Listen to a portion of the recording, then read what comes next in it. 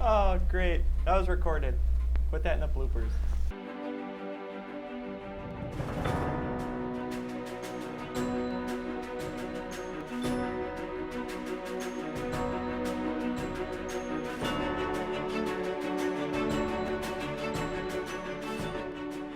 Welcome back to Stream It. We're trying things a little differently today to keep social distancing, so hopefully it works. If not, bear with us. Yep, new setup. Yeah. I like it. I feel like I'm in the studio. The people that are going to suffer the most are ourselves. Yeah. We'll see how it goes, but it's it definitely gives us like a, I don't know, like recording. Like I feel like I'm in a recording studio laying down tracks. Me too. We missed last week, but we're still on track with the episodes. So we watched episode 3 of Lovecraft Country, and looking ahead, we got a full trailer of WandaVision, the Disney Plus series coming soon. So we're gonna watch that later. But for now, before we jump into Lovecraft Country, I was wondering if there's any shows that stick out to you two as having a really good soundtrack. So, you just asked us this, and I was kind of doing a little research. And something that like popped up a lot, and that I actually agree with, are like period shows. Always seem to have like sound good music because they want to have like be more authentic. So like Stranger Things is a ton of it's all 80s music, or before, because the one that stands out to me is when Hopper finally yells at 11 and Mike, and then he's like driving in his truck listening to "You Don't Mess Around with Jim" by Jim Croce. It was awesome. You don't pull the mask on that old Lone Ranger. You don't mess around with Jim. Then just like looking up, I found a Spotify playlist for all the songs that are on Freaks and Geeks, and it's just like hits from the 70s and 80s. And then the final one that stuck out to me that I like didn't look up just because I remember it while watching it was Breaking Bad. The last episode is called Felina, and during the episode they have a song, an old country song called El Paso by Marty Robbins, that sings about a dancer at a club named Felina. Wow. And then the very last scene, Sarah, have you finished Breaking Bad? No. The very last scene is a song called Baby Blue, and that's what they call the heroine the whole time. They call it the Blue. So it just fit perfectly. So those are the ones I thought of. One that stands out to me just as a good soundtrack, good score. Well, there's a couple of different HBO ones that they do their original like score, and like Game of Thrones, and but the show that we did over the spring here on Stream It, Westworld, they have that like tune, and then they kind of weave it in throughout the different like at different points in the show. They'll have the background music like be a version of the original like credits song, so it's just their like go-to kind of riff, and I don't know, I really like that one. Plus in this last season they were like, I feel like really spot on with like what they were doing with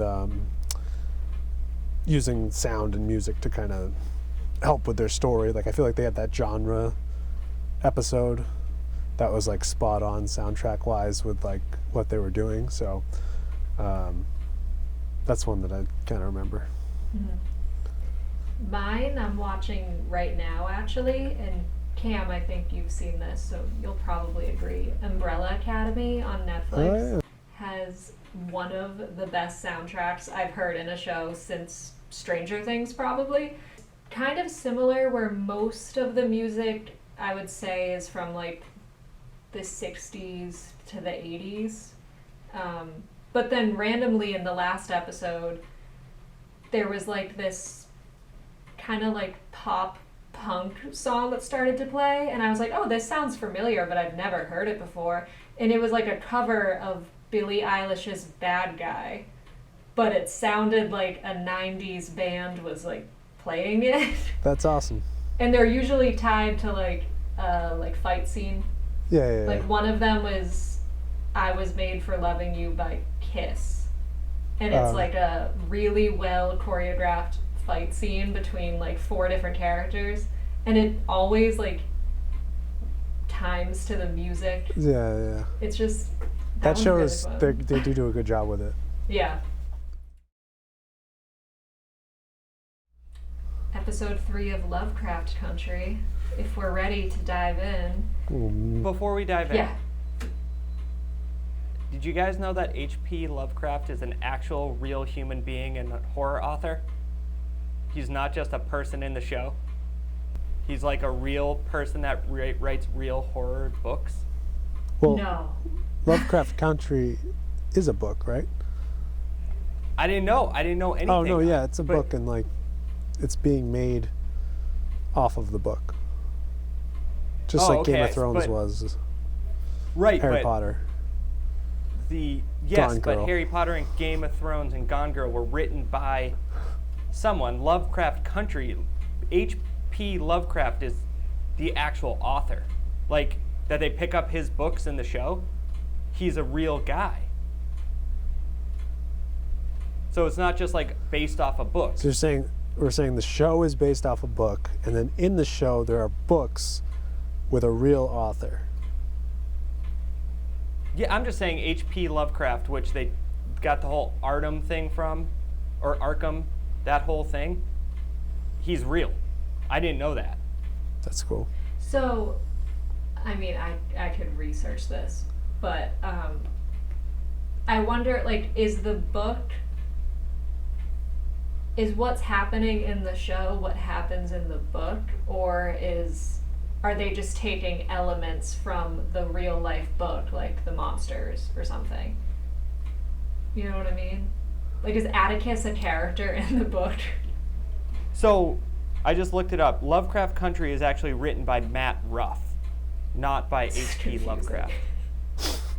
So did you just say something that wasn't true? No. So, so basically it's like this whole, I guess it's kind of like what you were saying. H.P. Lovecraft wrote horror novels, and then someone took this idea of like making his world into a bigger thing, like an umbrella enveloping all his stories. So I just didn't know Lovecraft was a real person. I thought it was just like a character made up in the show. What a name. Yeah, good name. But I just didn't know that he was a real guy. That's all. It's pretty cool. All right, so do you want me to start with a synopsis? Sure. All right. I tried to get very specific this time because last week I think you were kind of all over the place. Okay.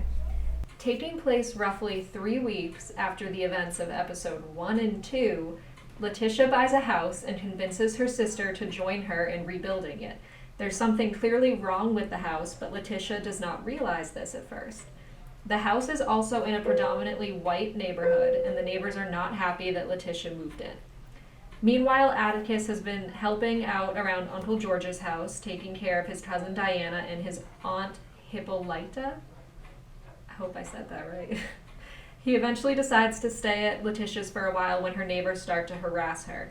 They realize that the house is in fact haunted not only by the ghost of a man who was a founding member of Sons of Adam, which is the Braithwaite's cult from episode 2, but it is also haunted by the 8 men, women, and children that man killed in his basement. Together, Atticus and Letitia try to cleanse the house and ultimately help free the souls of the 8 murder victims in the basement. In the end, Christina Braithwaite pops back up in Atticus's town, and when he tries to kill her, she uses magic to stun him still, and that's kind of the cliffhanger that we're left on.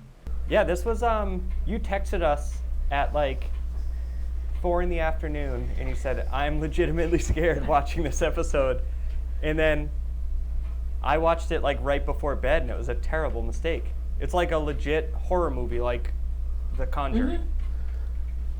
So, if you guys remember at the beginning of this episode, there was like a, I'm pretty sure there was like a title screen that said a little bit about the house or something. Yes. Mm. I think it said where 3 people died. I think it was the 8 people So that we see later. 3 people bought it, I think it said, and then so people were I disappearing. might be remembering it wrong, but I think it said 3 people died, and I think the show is doing another like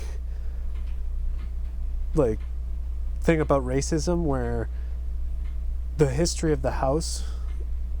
So at the end of the show, like you said, the house like comes alive, right? And there's like, so basically there's 3 white people that come into the house at the end, and I think the show is remembering like the history that is of the house that's being remembered is that the 3 white people died and not the 8 like black people that were killed in the basement. Does that make sense? Oh, yeah. So I think it's like another like way that Lovecraft Country is bringing racism into it and being like history is being remembered like the white version, you know what I mean? Rather than like the 8 black people in this episode that are shown to die. You know what I mean? Yeah, I didn't even catch that. I think I read it in the beginning, and then when we see I gotta go back and check. I thought it said 3 and not the 8, and that's so it's like I think I just assumed that it must have said 8 because later when we see the ghosts, I'm like, yeah, there's a whole like group that's of who them. they probably meant, but But like, of Well, I course, think- history wouldn't remember the 8 like black people. It was the 3 white people that like disappeared. You know? yeah, and that's why I think Letitia that's- didn't know about it. Right, Cam, because I remember reading that at the beginning, and then as the episode went on, thinking, wait, something doesn't sync up with like the opening title card, like, because it was 8 people and it was like the experiments. They made it seem just like these 3 people disappeared and there was weird stuff going on. Yeah. So I think that's a good catch that like I completely overlooked, that it was like they're whitewashing what actually happened. Yeah.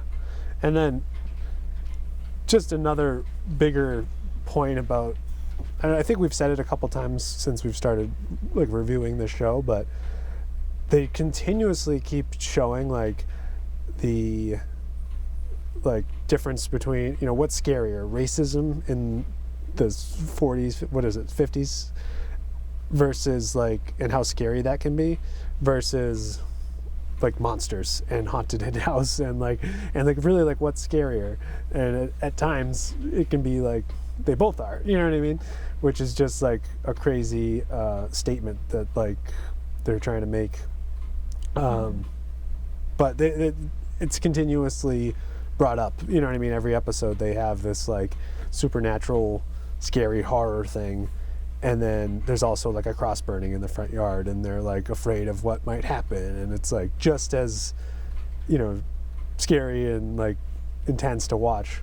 So I don't know, those are just 2 thoughts I had, but Yeah, because I think the first sign of the house being haunted is the elevator falls, but that could be that it was just broken. But then when Letitia is sleeping and it's the morning and the woman is like watching her with like the... That was such a good jump. Yeah, that was creepy. That was what made me send the text that was like, I'm afraid, and it's 4:30 in the afternoon. But then I think 2 scenes later is when the neighbors show up with the bricks on their car horns not going away, and both scenes like had me on edge, but they're completely different context. Right. Yeah, they're doing a really good job. Like, I mean, I think that was his point of Jordan Peele, right? Mm-hmm. His point of doing this is to show that, and like they're crushing it because it's, you know, interesting plot, interesting like all the way around. but it's just like right in your face, like how it's just as scary as Yeah. monsters. Racism is just as scary as monsters. The other thing they're doing a good job with is basically jumping between types of horror movies, like the straight up monsters attacking them. A monster movie in the first episode, a sci-fi supernatural one in the second, and then a haunted house jump scare, really straight up scary, edge of your seat, waiting for something to pop out behind a curtain horror movie for the third episode. It's like you don't know what you're going to get, but you're going to be either creeped out or grossed out it's like watching a horror movie. It's like, this is going to creep me out or gross me out. Yeah, if it weren't for the connecting characters and story, obviously, it has all of the ingredients of an anthology series, like Twilight Zone or Totally. something. Because when this episode first started and it had the little title block, we obviously didn't know what they were talking about yet. And for the first 10 minutes, I was like, well, maybe are we just not going to talk about what happened in the first 2 episodes? Is this before that even happened? Because it just jumped to her buying a house and everyone was fine. And then finally... wasn't she just trying to find a place to stay? And all of a sudden she has... Yeah. Oh, so... Yeah, I guess before we jump into talking more about the haunted part of this episode, we should probably just quickly mention that we find out that she got inheritance from her mother when she died, which her brother and sister Ruby, who was the one that she sang with in the first episode, did not know about. So they find out, and now there's a huge strain in the sisters' relationship. So that's how she got the house, which, yeah. So that kind of seems, so I read something about this, so I guess I'll just share it, but that kind of seems pretty convenient for her to all of a sudden have this inheritance that was hidden, and it happens to be for this house that's haunted, and at the end I think they mention who's the sorceress woman? Christina? She's the vault or something, right? In the hidden something. Don't they have a conversation that says hidden somewhere with Atticus at the end? Yeah, I feel like I missed a lot of that conversation. Or it went over my head. I heard it, but... I feel like she says something's hidden in a hidden tomb or something. Or This is the very last scene. yeah. And you're can't gonna help really me get the pages or something. The pages of Yeah. Adam or something. Yeah, I think she wants to destroy or change the history, it seems of the cult. I think she wants to change something so that she can have more power. That's what, going back to the second episode, that seemed to really bother her, that she was left out of the room and couldn't go to the dinner. I think it has something to do with that Sons of Adam cult. What I'm getting at is that I think Christina might be in the reason behind Letitia getting this particular house, and it's all gonna connect somehow. I do feel although it seems so far these episodes have kind of been disjointed from the previous one, I think it's gonna be kind of Watchmen, where all of a sudden you're oh, that all connects, and that's why, and even the stuff in the first couple episodes that we were seems kind of convenient that the book or Dracula or you know what I mean, that some of the stuff kind of went the way it does, and some of it's probably just storytelling and you can only do so much, but I think some of it too might make sense later and be oh, that's why blah blah blah. Well, did you see that Dracula and... was it the Count of Monte Cristo? Yeah. That got brought back up again in this episode because he sees the count on his dad's shelf when he goes to visit him. And then Hippolyta kept ripping up copies of Dracula because that was George's favorite book. Yeah, and she like ripped it up and then bought a new one, and he like knocked over the groceries. The dad. Mm-hmm. Montrose. What's it? Montrose. I can't These remember. names. It's like Game of Thrones. But he was like, oh yeah, this was always George's favorite. So there's so much connection to like older horror stories or like thriller stories.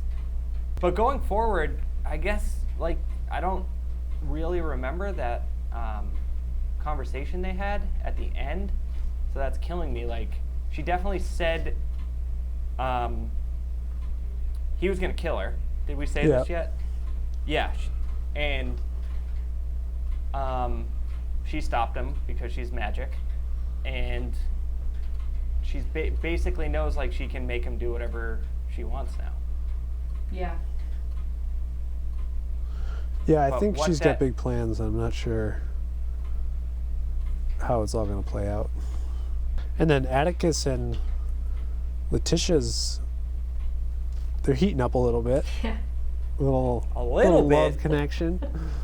So that's cool. But Sarah, you also wrote down here that Diana and her friends were using a Ouija board at one point, and it wrote out George is dead. And you posed the question, is she going to be pulled into all this? I think she is. I think she will be because she was writing those little stories.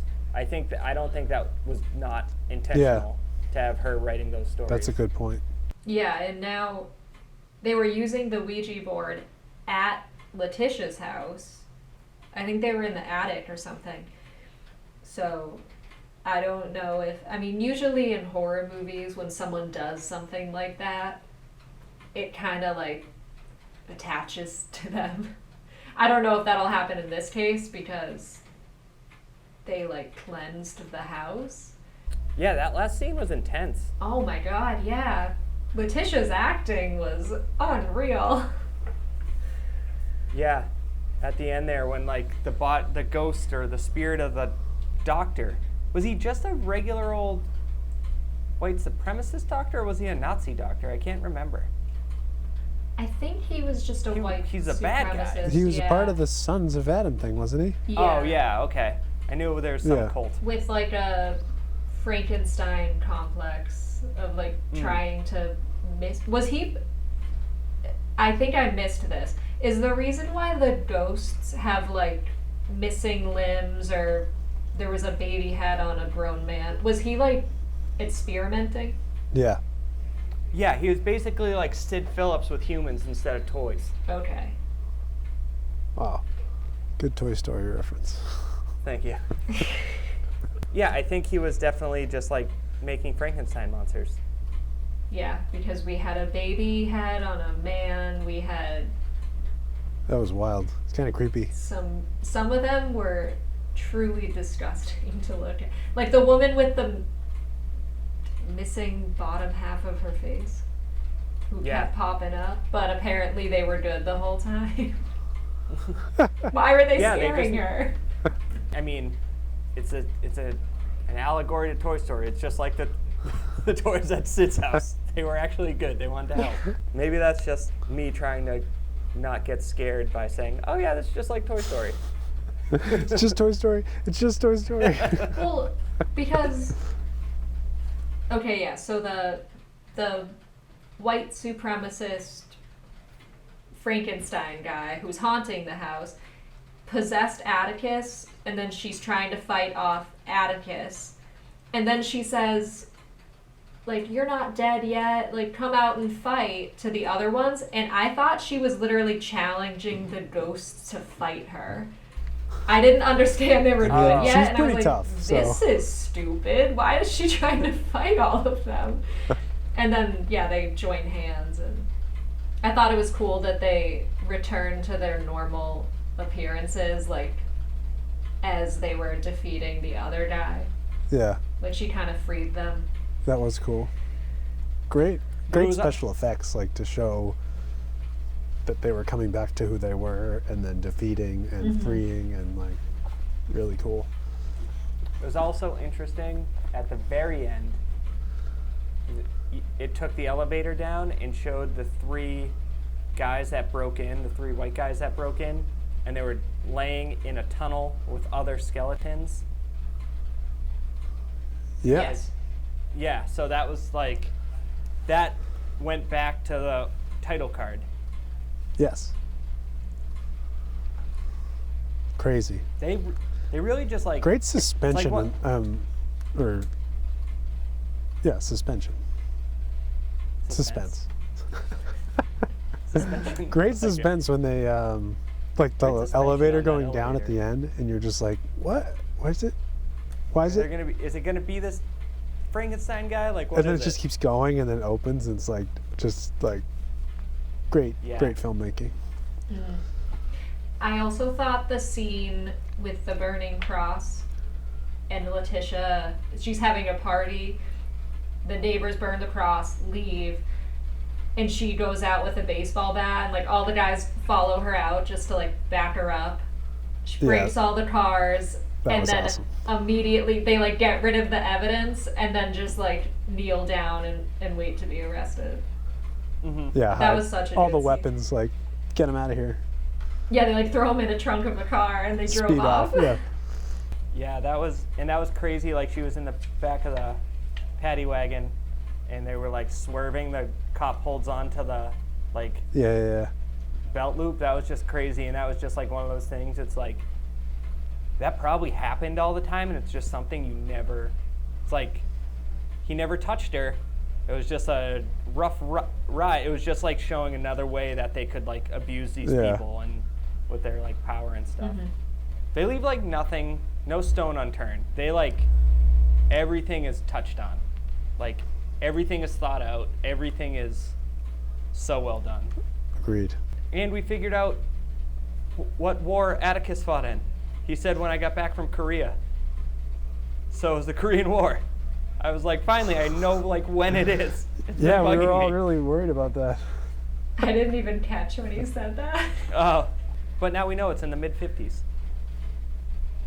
Yeah, and the Of course you guys knew that. the title card said that. Oh, did it? That's why I didn't know if this was like an actual historic event that they were just citing. I didn't Yeah. either. They do that so well. I was like, wait, hold on.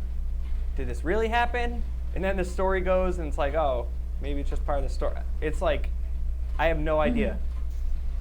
So the episode ends. She stayed in the house. She's living there now. She's so good. I'm sure that there'll be more involving it. And Atticus was gonna go. He was gonna leave, right? Yeah, where was To Florida? To Florida, that's right. Yeah, he was gonna go back home. That's where he's been in that first episode, right? He like came back to Chicago. He was on the bus. So, yeah, interesting. So I can't even begin to hypothesize about what next episode is because You know, Could where will be it go anything. next?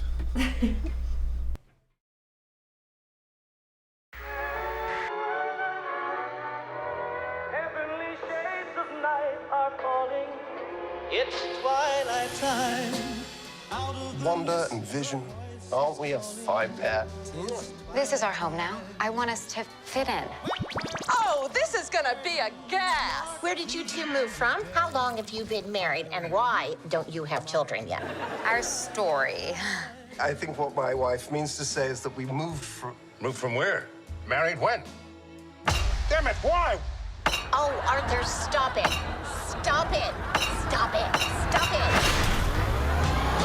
deep in the dark, darkest pilgrim, This is really happening. like days of old, lighting the spark of love that fills me.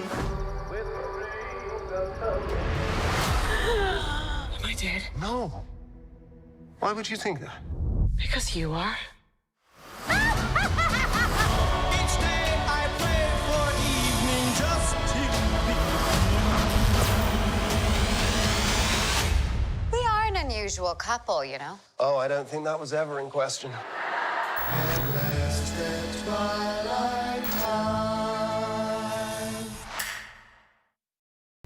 All right, did we all watch the WandaVision trailer? No. Yes. Oh, Cam.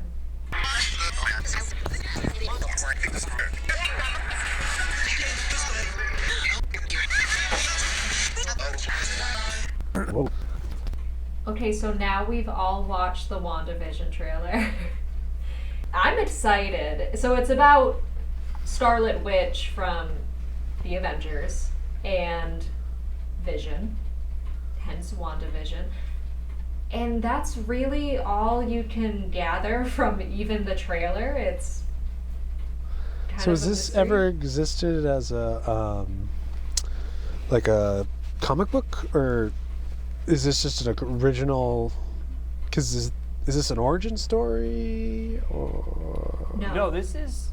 So this isn't the thing like the big debate whether it's like she is having like I don't know visions or like has had some sort of break, and now she's like built this universe where it's like a sitcom. Yeah. Isn't that like the whole thing? Yeah, so it's definitely dead. after Infinity War. Yeah. But yeah, so people are kind of theorizing if it's this world she created, if she's like asleep and like mentally in like a simulation or whatever. So no one really knows, which is kind of crazy. But it's an interesting. So Vision died, right? Yeah. Yeah, because he has the something stone, the yellow one. Vision stone. The Vision I don't know. Stone. But reality? No, I don't know.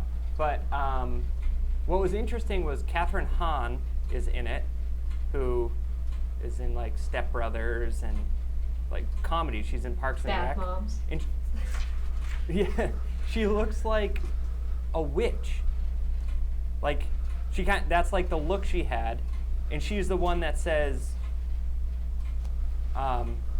She's like, "Am I dead?" And he's like, "Why would you say that?" And she was like, "'Cause you are." So there's some reality thing, and then they showed like two characters in like quick 1 second snippets that I didn't recognize. So I wonder if they're supernatural or something. So what's interesting is I was looking at the IMDb page, and you guys have seen the first two Thor movies, right? Yeah. Darcy is like the Natalie Portman's assistant. She's in the credits, which is strange because what is even the connection between those two characters? And also, she's obviously like a real world character. So I wonder if it's going to be flashing between whatever weird dreamlike world Wanda's in, and then like actually the world with other MCU characters. Well, or if we remember from Dark World, they found like a reality something. Like, remember the little kids were dropping something and it was falling somewhere else? So maybe Darcy has continued in science and has like this, her and Wanda in the real world connect. I don't know, obviously we don't know, but That's true. she could have some realm thing because that's what the whole second Thor movie was like about. I just watched that movie for the first time last week, actually. Oh, Yeah. you did? One of the not better ones of the MCU. Although, that's all I heard for years, so I went in expecting it to be horrible, and it wasn't as horrible as I expected, so I was actually pleased. I aimed really low, and it was a little better than I thought it would be. But it's one thing we speculated like early on was the whole like sitcom the different like eras of TV, and it looks like she can change that like on a dime.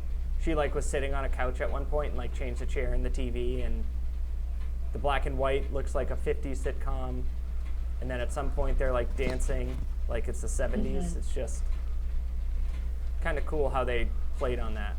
I feel like the connection to having it be like typical stereotyped era sitcom television shows is like everything in those shows were kind of perfect.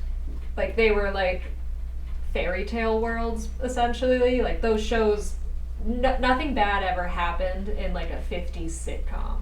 And if she's having an emotional break because Vision is dead, it could kind of make sense why she crafted their relationship to be this like perfect, scripted, old-fashioned sitcom, because then they can just be happy, because that's all characters were in those shows. Yeah, no, that makes total sense. What about you? You haven't said anything. I'm still trying to wrap my head. I feel like I need more context with this. That's a good trailer. But I don't even know where they're going with it. It's crazy. Well, yeah, that's the big thing. Like, no, there's been like no lead up about like what is the connection? What I don't. Right. There's been nothing. That's the theory has always just been she is trying to. Do they call her Wanda in? Is that her name? Yeah, that's her real name. Her name's Wanda. Oh. Yeah. Her and her brother who played was his name Quicksilver? Or is that They were in Age of Ultron. Oh yeah. And it was Wanda, and he had they're Russian, so he has a Russian name. Yeah. But they Wanda and Vision got together during like Captain America Civil War, when she was like locked in a house and he was her chaperone. Yeah. Yeah. And then like WandaVision sounds like 50s television. But other than that, and then like they obviously went that direction with like making it look like a sitcom and everything. But so arbitrary. Yeah, it's still like such a question of what anything is really. Yeah. But I'm in. I'd watch it. Yeah, I think it's probably clever of them that they're not giving any more information, because now everyone's interest is piqued. Oh yeah. And then Falcon and Winter Soldier should be like shortly after it, right? Yeah, I think so. That's listed as 2020, but I don't know if that's actually true. Well, maybe it'll be like a Christmas thing. But WandaVision is definitely this year. We just don't know when. Right, so we have that to look forward to, and next week we will discuss episode 4 of Lovecraft Country. Sounds We'll good. see you then.